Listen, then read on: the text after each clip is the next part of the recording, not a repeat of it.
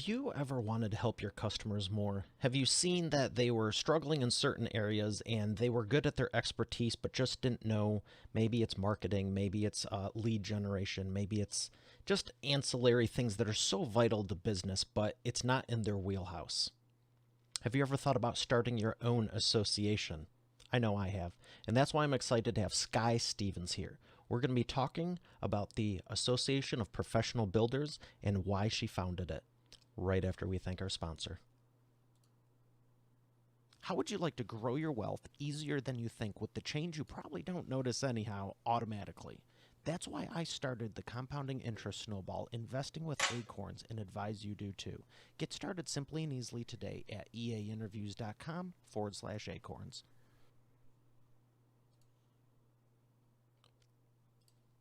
Here she is, ladies and gentlemen, the lovely Skye Stevens. How are you feeling today, Skye? I'm so good. Thank you so much for having me, Mario. How are you? I'm feeling great. I'm excited to dive in and ask you some questions about what you're doing and all the people you're helping because it's impressive. And I want to know how you got started. Yeah. Well, obviously, our company is called the Association of Professional Builders. And that only started about 5 odd years ago. But the story actually starts about 10 years ago because it's actually my father and I that created the Association of Professional Builders. So his name is Russ Stevens.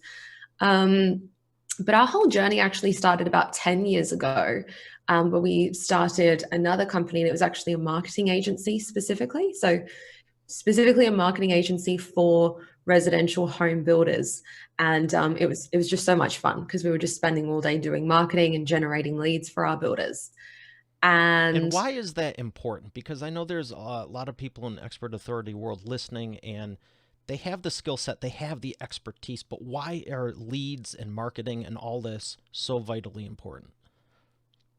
well, I mean, at the end of the day, you can't eat. You can't do anything in the business. You can't help many people if you can't generate leads because that's what gets your sales. That's how you pay your staff. That's just how it happens. So that's why we started generating leads for builders, um, because so many people are great in their own business, but lead generation and marketing, it's different, but it's just that important that we needed to actually do it for our builders. Did you see a big need in the market when you started it 10 years ago, or was it something people were asking you about? So it essentially what happened was Russ Stevens, he had a safety documentation business. So he was already dealing with builders. And he was essentially like selling completed like safety documents. So, like workplace health and safety, once you're on a construction site, those documentation that everyone needs. And basically it was a sale that the builders like had to buy. So there wasn't like a really happy, exciting sale. It was like they just had to get this documentation. But after that sale was made, he just ended up like carried on talking to these builders. And that's how they then got onto the topic of marketing. And, what do you guys do? Like, what are you doing here? And, he'd just give some bits of advice based on how he was growing his business. And then, Russ and I were chatting one day. We realized there was clearly a need. So that's when we set up a marketing agency for the builders. And there was definitely a need from the builders side because they wanted the leads because they knew how to build, they knew how to walk them through the whole process. But what we figured out after a while is we could generate all the leads in the world for some builders and they still weren't growing or they still weren't selling or whatever it may be. So that's when we realized how is one builder so successful with these leads and growing their building company and signing more contracts, but one builder is complaining that the leads are quite rubbish. And after a lot of analysis, we worked out there was nothing wrong with the leads. It was actually the sales process. So then it led us down a different path. We had to do a lot of training in the sales process for these building companies. And we actually launched a sales training company to do that. So, like how to qualify on the phone, how to close, move them through your sales process. And that again helped to an extent the builders we were working with. But then other areas would fall down in operations or pricing and margins and financials. And that's when we realized that it's full-blown business coaching at that point. And that's actually what led us to create the Association of Professional Builders, because it's not just one avenue like marketing. It's marketing, sales, financials, operations, and then even like self-development, like leadership training, because you've got to cover all areas to really have that successful business and building company. Well, that's impressive that you built all that out, and I'm familiar with it, not in the construction industry so much. I've helped some people, but in businesses in general, there's so many steps to it. I mean, the lead generation is one part of it, like you said, the marketing, the sales. There's so many things, and then you said the self development. That's what hooks everyone, doesn't it? That's just what everyone in the world can't wait to do is just change everything about themselves and be better, right? Well, you'd be so surprised. Like, so we do a lot of marketing ourselves. And when anyone comes onto our database, we go through a ton of different questions. And one of them is essentially like we try and work out their perceived priority. What do they think their biggest problem is right now? And what do they want to solve? Is it sales, marketing, margins, whatever? And self-development is actually at the bottom of that list. The irony is, though, once anyone joins us as our association and becomes a member and they get access to all different trainings, that almost always goes to the top of the list because it's mindset training, it's leadership training, and that's what actually helps you implement the rest of the other tactical side of it. So it's really ironic. It's I suppose give them first what they want, then what they need, and then it all works out. But it is interesting.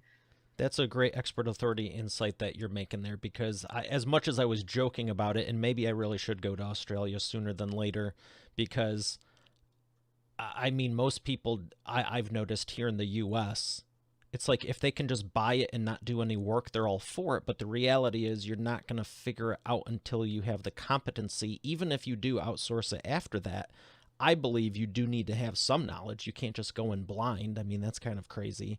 But self development is not what people, everyone needs it, and it is so beneficial. And I've done tons of self development, leadership training. I enjoy it. But even myself, it wasn't the first thing I want to do. I just want to go out there and sell and help people. But when you look at the tip of the iceberg, it's interesting the resistance where some people don't like the leads, some people don't like the self development, some love the leads, but they hate the selling process. Have you encountered that? Oh yeah. Oh yeah. There's and I think that's got a lot to do with personalities as well, right? Because the dream is to be able to just sell things automatically. You don't really want to talk to people all the time, especially for introverts, like certainly myself.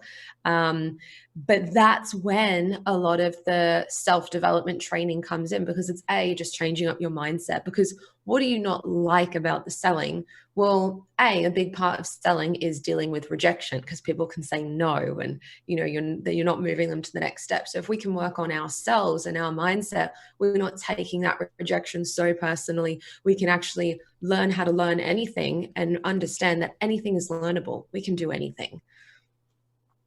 Yeah, that rejection component is I got enough of that in high school. Didn't like it afterward. Didn't like it then, don't like it now, but I don't let it stop me because yeah, um I think people have a fear of it, and I tell my own clients, I go, you're gonna let the 1.5, and those are my actual numbers, out of 100 people, there's usually 1 to 1.5 that are really adamant and it's a strong no. The rest just need more information and timing.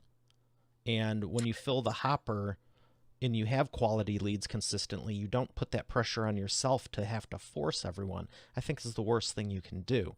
Doesn't mean, you don't want to just jump to the end and everything. I think that's natural for anyone. But what have you found works best, especially with construction? Is there a certain order you take them in? I mean, what if someone's averse to leads versus averse to sales versus self-development? I mean, do you just bounce around and start them at points 3, 4, and 5 if they don't want to do 1 and 2? Or do you have a systematic process that you take everyone through no matter what? So I suppose to explain that we have a couple of levels with what we do at the association. So the first tier, I suppose you could say, is like our membership. And it's like a Netflix for builders. It's an on-demand training portal. So they can go to whatever they feel most drawn to. which is great in that perspective because they can skip over what they don't want to do and just warm themselves up on the training they do want to complete and get excited by it. But what all that does is expose a bigger gap on what they're not learning. We have another tier, and it's like private mentoring. It's like advanced mentoring.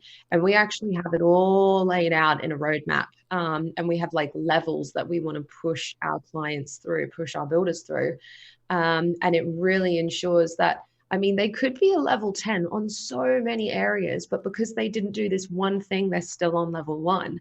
And it really pushes them through so that they're building a really strong foundations in their building company, in their business, so that by the time they get to, like, you know, playing a much bigger game, they're very secure because they've done all of the groundwork prior. So it's very different. It's people, right? You can't push people to do something that they're not comfortable doing always. You can't always do that. Push people to do something that they're not comfortable doing at the start, because it just means they're never going to do anything. So give them a little bit of what they want first and then what they need, because getting those small wins and achieving what they wanted to do will make them feel more comfortable to do, okay, maybe I do need to do some leadership training. That's probably what's falling down. I've learned X, Y, Z in these trainings. I can see my gap a lot clearer now, you know? Have you found that there's certain areas people gravitate towards more in the construction field that they want to start learning first? Yeah, like in terms of, yeah, what they want to start learning. The biggest perceived priority when anyone first gets in touch with us, the biggest one is generating more leads, ironically enough. And what we actually do is we have really detailed KPI spreadsheets for all of our Oh, builders. that's awesome. Bit dorky in that sense, but it's mainly so that when we're coaching our builders, we're not listening to what they think the problem is. You're looking at data and you can actually tell them what the problem is. Because so many, and I think we're all guilty of this, we'll think we know, and we're like, oh, you know, it's lead gen, you know, I need to create a new lead magnet or a new offer for my website. And if you look at all of the data, they're generating tons of leads. So the problem is keep going down the funnel. Okay, well, you're not signing enough contracts. You're bad at closing. That's what we need to work on. Forget generating more leads. Let's look at where it's falling over. And you can look at the data and the numbers and actually make data-driven decisions based on all that. Yeah, that's always interesting when you're like, well, I think this is working, but I think that's working. It's like, well, what's the conversion rate? What do you mean? You know, that's step one. And I don't know about you, but there's a lot of times where I'm like, this is going to be awesome. That's going to be completely the opposite. You know what's sad? I'm not sure if you experience this, but we certainly have. Ugly always wins. We can get the best design of anything and put it out there, and then we'll just do a split test with something else that's quick. And the ugly version will always win in everything we do. So that's why you got to test everything. That's funny. I can relate to that. There was actually something I drew out in crayon as a joke, and I'm like, you've got to be kidding me. It's just always the way. Our poor team. It's we try so hard to make it all look as clean and as gorgeous and professional, and it's always the sloppier version that tends to win, unfortunately. But if it works, it works. Yeah, that's the thing. If it's reaching more and helping more people, you know, you have to. I found I just have to just be fine with it, be cool with it, whatever. Because I have a tendency to want to make things look better, and that was a hurdle for me years ago. I was like, you've got to be kidding me. You know what I mean? Because it's like, I think you're just trained to want stuff to be nice, but when the reality is if A is converting 88% higher than the other one, just roll with it and focus on something else because you clearly found the winner. And that in itself is a win because it's not always the easiest thing. Yeah, it's so true. And I mean, if you don't listen to your data, why are you even looking at it? Why are you reporting on it at the end of the day? We're just wasting everyone's time if we're not going to listen to it. So actually look at it, listen to it, verify it. We'll always trust but verify everything, especially if you don't want it to win. You'll just find what could possibly be broken here. But If it is actually winning, great. The only time we'll ever change things, and I'm not sure if you do this, is when you've clearly outgrown it, and it's not actually relevant for your audience anymore. It might still be working, but for example, certain images, that's not what your avatar looks like anymore. And sometimes you just have to move on. So we've had to make those calls a few times, but more often than not, if you've got a winner, stick with it. It's interesting. I feel like you're reading my mind to an extent. I was just about to ask you, how long do you keep using something with the caveat of whether it's working or not? Actually, if it's not working, how long do you keep trying? Like, if you're really passionate about it and you're just like, it's got to work, and it's just not working, how long do you keep that up for? Like 2 weeks, a month, 6 months? Oh, no more than 2 weeks, because you can just tell, right? Especially when you're spending money on it, you're not going to burn too Mm-hmm. much more money. It's unfortunately it is what it is. What we have done is tested it again, like a month or two later. Like timing's such a big thing, right? It can influence so much. So there was this one offer, and we were all like, yes, everyone's gonna love this. Our audience are gonna like love it. And we launched it and it didn't work. So we had to turn it off after 2 weeks. And like the next month, we were like, let's just try it again.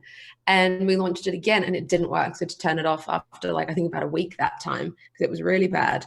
And then like the third time, we were like, let's just try it one more time. It's Third time's the perfect this charm. time of year. And it still didn't work. So it's just still on the back burner, but it's not as if it was up for 3 consecutive months. I gotcha. It was a week and a half to 2 weeks each time before we just called it. Have you ever had anything that doesn't work, you turn it back on at some point, and then it just skyrockets? Yes, because timing is important. For example, like your really timely messages. If anyone in coaching or consulting, when you're actually talking about planning, when you're coming up to like a year end, whether it's financial year end or even just calendar year, those timely messages really, really work. And you can actually do them really far out from the next year as well, as long as your messaging is correct and you're sort of aware that the new year's coming in several months' time. Don't But don't again, have next year's messaging with last year's numbers.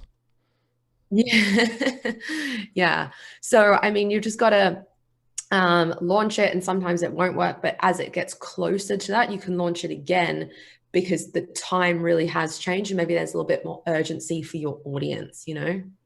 Yeah, you're encouraging me right now because when you said 2 weeks, I'm kind of at 30 days in some instances, which is a lot faster than before because I still see people at 2 months, 3 months, 6 months. It's like it's not working. You need to just change it because, Mm. like you're saying, in 3 months you could do 6 variations. In one of those is bound to be more effective than the first one versus one for 3 months. Yeah. And you're spending money as well. Why are you Yeah, throwing depending on all how this? much you're losing a day might incentivize you also. I think as well, depending where you're advertising it. So some people might even just be doing it totally free. It's an email campaign.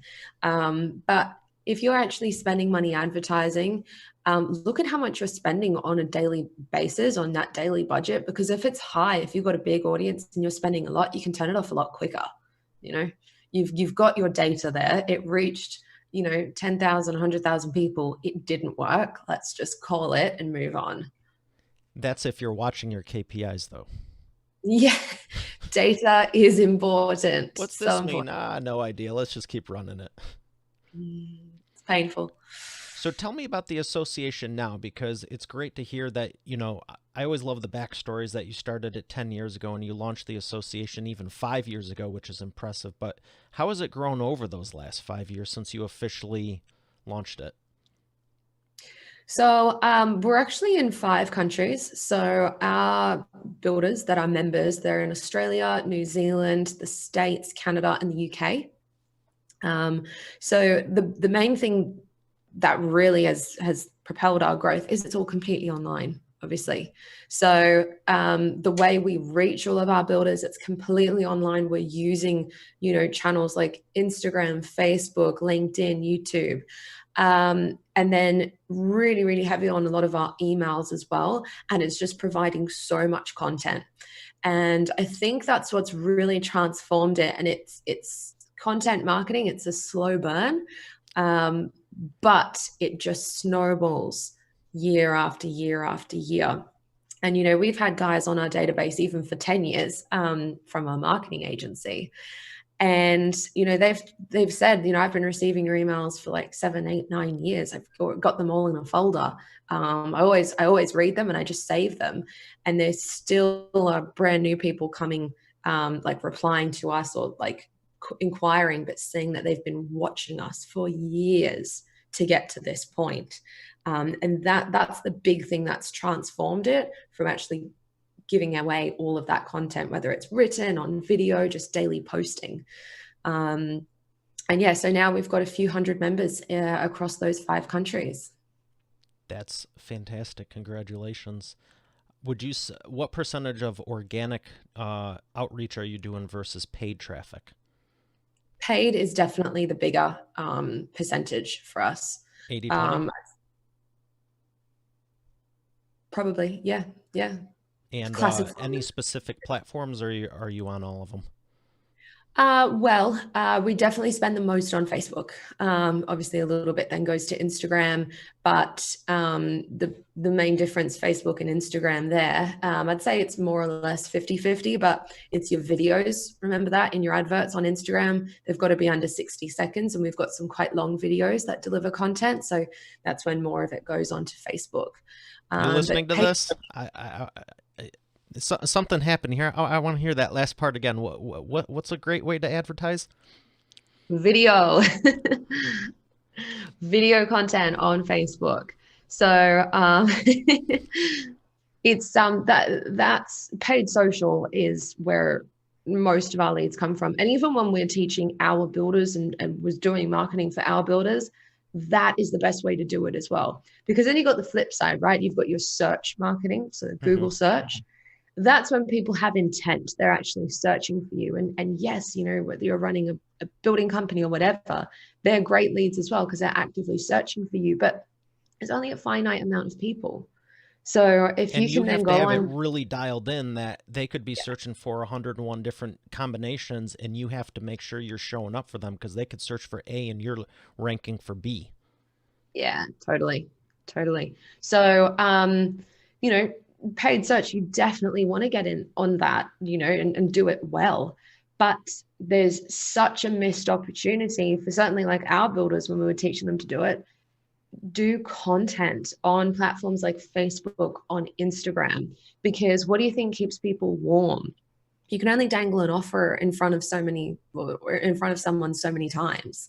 So if you were to deliver content, just a few tips, maybe some proof, talk about a success story, here are the new design trends for this year or whatever it may be. That content keeps people warm. Plus you can repurpose it. You can put it in your emails. You can then break it up into social captions. You can do a Facebook Live on it.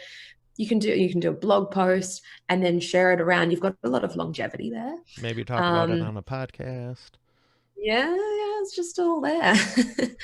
So, paid social is the biggest game changer. Obviously, you want to make sure that you've got all of your back end stuff working as well. So there is no point in spending any of this money or doing any of this promotion if you don't have a proper system to follow up in the background automatically, like your email system and your database, like your CRM, to do all of that automation for you. Because again, it's just reusing a lot of your content, keeping them warm, ready for the sales process, ready to enter them, really. That is a huge expert authority insight right there. I've been preaching CRMs for years, and it's why I actually partnered with Pipedrive and use them for the show, because even before I launched the show, I had 400 people on the list out of 4,000 in my phone that I was like, I guess these can be the first 100. I was brand new, and I had 405 in the list. And if you're trying to keep track of that on paper and pencil, you're going to drive yourself nuts. Because even if you have all these areas ironed out, you still need to be personable, follow up, do sales, help people, and then actually deliver on it. This alone is a full-time job, and that's with all of it ironed out. So I'm glad you're teaching that, but more importantly, you're focusing on the back end, because there's a lot of people talking about leads and all that, and I do too. it's required, you need it, but most people don't realize there's like 100 other steps in the process. Oh, yeah. And actually, going back to one of your previous questions, like if we really lay it out in a roadmap, what we have is like a big core training for our builders to go through. We call it the sales blueprint for builders. And it's basically the proven sales process for a building company. And what we've done is we've made an entire blueprint. There are like legs and bubbles and everything. And you just follow this chain going down. And it starts all the way at the top from all different kinds of content marketing and paid social, Facebook, Instagram, YouTube, Google. And it all funnels into like an offer, and it funnels down to your CRM, what you send in your CRM from that point to then get them to your first phone call, to then a meeting, and then the rest of the sales process. And that's like such a core training. We really do ensure anyone new that comes on board, we direct them to that pretty much first, because it sets you up with so much context for how to lay it out in your building company. As soon as you go through that, you can self-diagnose and be like, well, I'm missing that component. I'm going to do a training on that bit next, And that's good, because not only are you doing it, but you're tracking it, so you know what's going to be best to respond to. Because there's so many opportunities and things you can talk about, but what should you be talking about? Totally. Like even from a marketing perspective, like what they should be putting out to their marketplace. Yeah. Yeah, because it's gonna vary also in what you're talking about, being in 5 different countries. Again, impressive, congrats. But I think there's some different messaging in the US versus Australia versus New Zealand versus the UK. That is such a good point. So the topics, yes, like you want to make it like specific to your local community and your area. And there's going to be different things that you can talk about where exactly you are. But the overall strategy and the tactic of doing it doesn't change. It works wherever you are. It's just what you're saying, and the information and tips that you're giving out. That's what you got to customize and pivot and be very specific on, so it actually cuts through the noise in your local area. But the overarching tactics and strategies, they're the same and they work. And we know that because we've been able to test it with our builders in Australia versus a small town in the US versus a small town in Australia versus a bigger city versus, a brand new development area. They're working in all of those areas, and we can prove it because we track the data for all of our members as well. Which is so impressive, because most people don't. And one of my favorite things to help my author clients with is the messaging. I mean, I've used in many real life presentations, I pull out $100 bill from my pocket and a $1 bill, and it's like, what's the difference? The message on the front. Yeah, that's great. I love that. I mean, it's the same. It's not paper, for anyone listening that thinks it's printed on paper. It's not. It's a cotton blend with some other stuff. I'm not going to get into it, but it's really, I mean, you could say, what's the difference from bronze, silver, and gold? And there is some intrinsic value, but if you're saying apple A versus apple B, what's the difference? If one says organic on it and the other one doesn't, I mean, that's a positioning and a profit thing right there, and a different investment cost. Totally. And it's something I don't think as many businesses, so builders as well, but businesses in general really pay enough attention to. You're drawn to all the sexy stuff like Facebook ads and YouTube and Google ads, but you're sort of forgetting your core component, which is your messaging and who's your avatar, what are you niching on, what's unique about you. If we're not nailing that, your tactics are not going to work on Facebook or Instagram. All you're doing is amplifying the problem. Yeah, totally. And you're wasting money. Because I want 10,000 new leads. Your process sucks. You're going to lose 9,990. I'll give you the benefit of the doubt, 8 of them. And that's a big thing, right? So the purpose of us creating the Association of Professional Builders is really just to improve the experience of both builders and consumers in the industry. Because I'm sure anyone listening, but even you, Mario, you know that this industry has a pretty bad reputation. Everyone has had a horror story or had that horrible building experience, building their new home or renovating their new home, or at least they're 2 degrees of separation away from it. It's got a horrible reputation, this industry, and there are two very different kinds of builders. You have professional builders and you have some cowboys. And it's the cowboys that don't care about the experience or undercut other builders and try and do it a lot cheaper that are really damaging the reputation of this industry. Likewise, you've got some incredible builders, incredible what they can schedule and bring together and build. But there's not so much in the way of training of business processes or other systems that they can just deploy into their business. And that in turn can deliver a little bit more of a rocky experience for their clients, their consumers as well. So at the end of the day, builders can't and businesses can't deliver world-class experiences to their clients when they're working on tiny margins. So we step in. We're here to primarily help. We service builders, but then it in turn is going to help the consumers in this industry. Because if we can transform as many builders as possible into professional businessmen, business owners, and really transform the way they're doing business and they actually deliver a world-class service to their clients, this whole industry is going to change. It's going to level up. It's going to be a lot more professional. The cowboys are going to leave.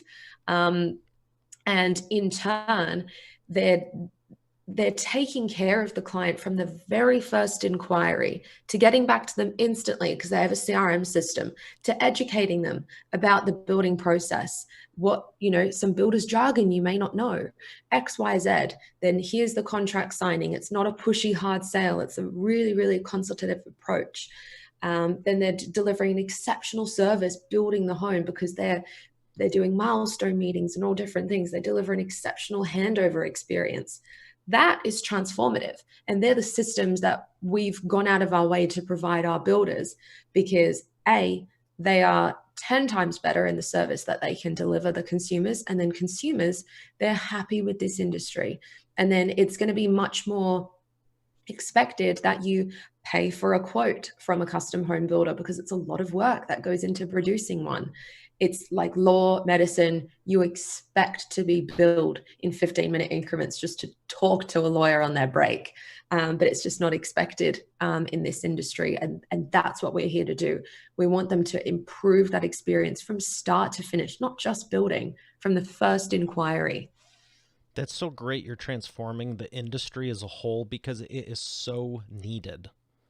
It's a great industry. I love it, but you're absolutely right because someone can show up with a truck and a hammer and it's like there's someone else that's got a 8-figure business that's been doing it for 50 years and no one might be able to tell the difference because, the cowboy like you're talking about, he knows how to build a website and do the marketing quicker or better or whatever the case may be. And I love it because it levels the playing field, but I don't love it because there's a lot of people who need it and don't realize it. And that's where our content marketing steps in because we're producing a lot of content.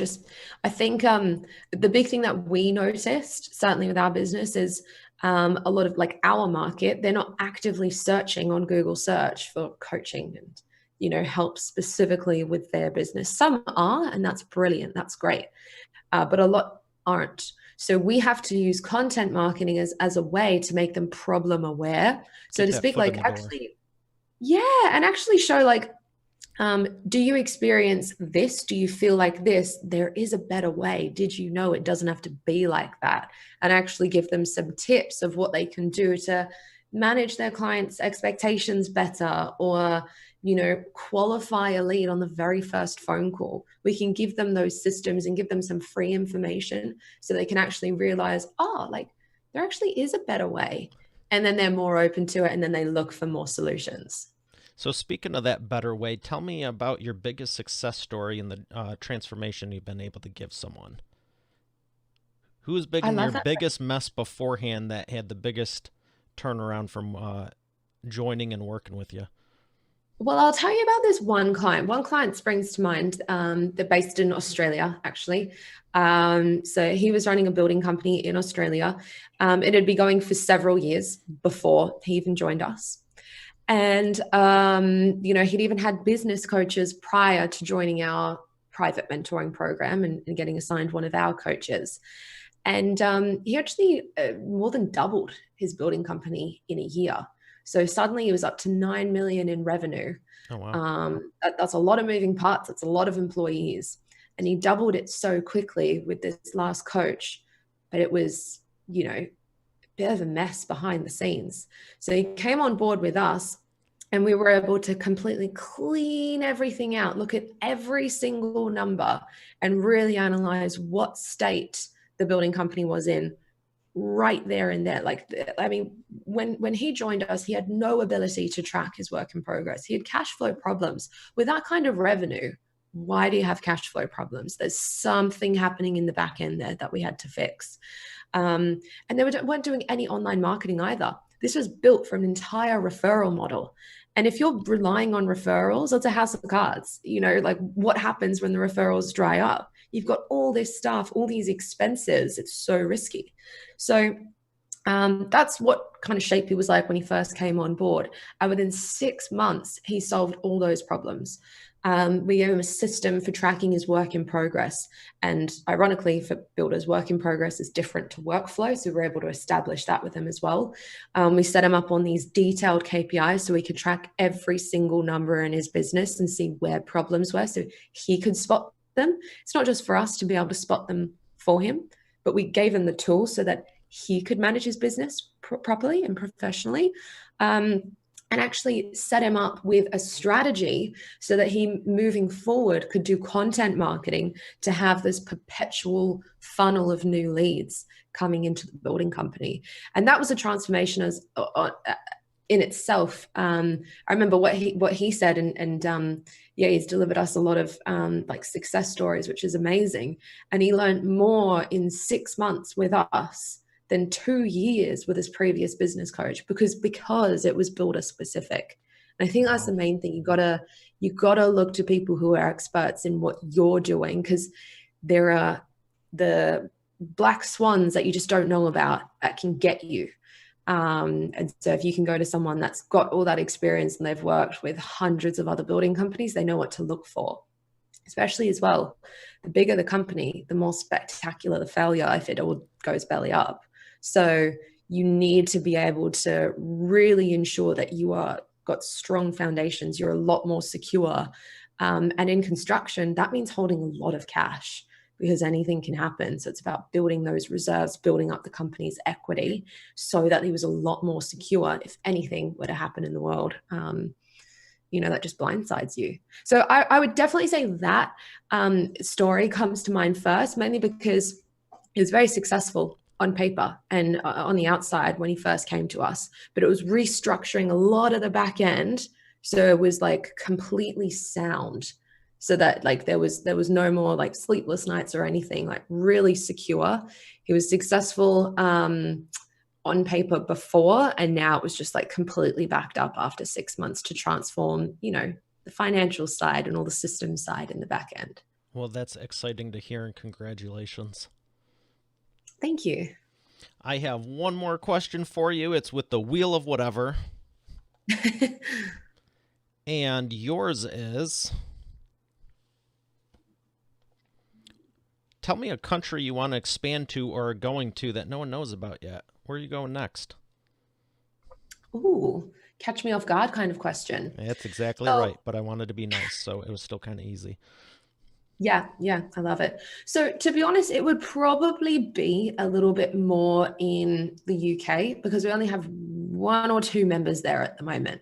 So we've got like a few dozen in every other country, but we've only got 1 or 2 in the UK. And it's definitely a market. Russ and I are obviously from the UK. So that's probably going to be the most interesting to try and grow that market a little bit more. His accent is a lot stronger than mine. So you'd probably be able to do much better marketing with his accent over there. But that's probably going to be the most exciting to do because there's more of like an emotional tie there. Excellent. Well, thank you very much. We're going to thank our sponsor and come back for the Imperfect Action round. Spare change? How's that going to make a difference? I know that's what I thought before I started investing with Acorns. Throwing change in a jar is not very leverage and time consuming, but what about all the transactions you don't use cash for? Like majority?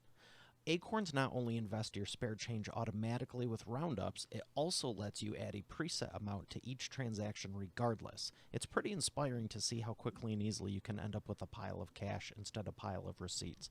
Get started simply and easily today at eainterviews.com/acorns. Once again, that's eainterviews.com/acorns.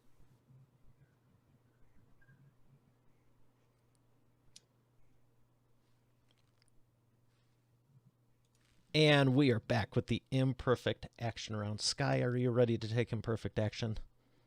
I am ready. Let's do it. All right, 60-second answers, 3 of them. The first question is, what is the fastest path to the profits? Ooh, for custom home builders, the fastest path, to be honest, it's all in the data. It's all in the numbers.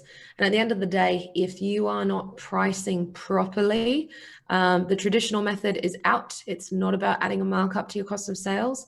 It's all about looking at your true cost of sale and making sure you've got a net margin on all of your contracts. So to be honest, I would say that's the fastest a builder could possibly do it, because this is a lag indicator in building anyway. It can take months to sign a contract. So as long as you're pricing correctly from the start, that's how you can ensure you can always make a profit.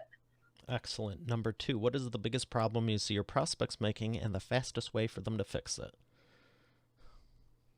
The biggest problem we see them making and the fastest way for them to fix it, probably not qualifying properly, I would say. I think, unfortunately, a lot of people end up taking on clients that they don't want because they either didn't realize the flags at the beginning, they didn't ask the right questions, or they were just so desperate they needed a client. Then at the end of the day, the third reason isn't good enough. You don't want to take on anyone that you don't actually want to work with for a long period of time. So the fastest way to actually fix that would be to make a hard and fast qualifying checklist. So on your very first call with a prospect, you want to probably have about 7 questions that you need definitive answers to work out if they're qualified or not. If you build custom homes, one of the questions is probably going to be, do you have land yet? Because if they don't, well, they're not qualified just yet. You're not going to talk them into a contract anytime soon because they're too early. So you need to be working on other questions and see what are the criteria they can spit out to see if they're actually qualified to spend more time with them throughout your sales process. And it saves a lot of time in the long run. Excellent. And number 3, what is the best way to maximize customer lifetime value? I love this question. The best way a building company can do that is honestly just to deliver a world-class experience, but specifically a world-class handover experience. I think if a lot of builders can transform the way they have that final meeting with their clients and actually hand over the keys and really make it an experience. It's not a 5-minute, here's the keys, here's a little walk around your new home. Make a day of it. You want to deliver gifts. You want to have like a full tour of the home, show them all the cool gadgets. If they can transform the way they do that, they're not only going to have the opportunity to get a ton of referrals from their happy clients, but you've left such a great lasting impression on your clients that you've been working with for so long. If they were to ever think about maybe renovating that home you just built, or extending or adding another extension, or maybe just building their next one in 5 years' time, why wouldn't they call you? So I think handovers are really important for builders. I like that a lot. That's solid. What books could you recommend to Expert Authority World that have made a difference in your business or life? Hands down. I knew the book to say straight off the bat, because this is a book every single person on our team has read. And we talk about it to all of our members constantly. I'm not sure if you've heard of it. It's a book called Building a Story Brand by Donald Miller. Fantastic book, because I got to say the most profound thing in that book is what changed our companies, our builders' companies. And if you caught it in the book, it's just basically the customer is the hero. We will get everything we want from us being the guide and showing them the path. but let them be the hero of their story. Hey, we're going to give you systems, but you're implementing them in your successful building company and you're a professional builder now. Go for it. So that anyone who's got a business needs to read that book and truly understand that concept. Great recommendation. Thank you for that. Well, you've been awesome. Where would you like people to learn more? Well, yeah, look, thank you so much for having me, Mario. I've got to say, if anyone wanted to learn a little bit more about the Association of Professional Builders, you can find us on Facebook at the Association of Professional Builders, on Instagram at APB Builders, and of course, our website, apbbuilders.com. Excellent. Well, thank you again, Skye. It's been an absolute pleasure. Really enjoyed it. Thanks so much for having me, Mario. All right, Expert Authority World, we have another great episode here today. I'll see you tomorrow. Have a great day, and God bless.